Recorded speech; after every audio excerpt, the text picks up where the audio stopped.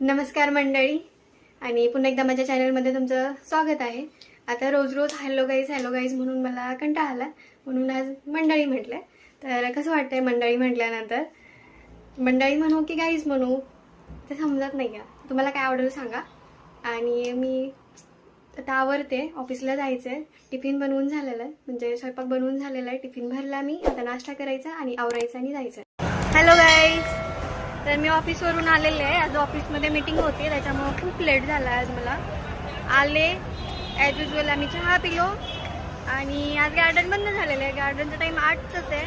8 वाजता गार्डन बंद होतं. मंदिरात आलो, मंदिर पण बंद झालं आहे आणि बाहेर बसलो आहे मंदिराच्या. आम्ही थोडा टाईमपास करायचा इथे आणि रूमला जायचं. आज स्वयंपाक पण नाही बनवायचा, कारण आज सकाळीच मी स्वयंपाक बनवला होता.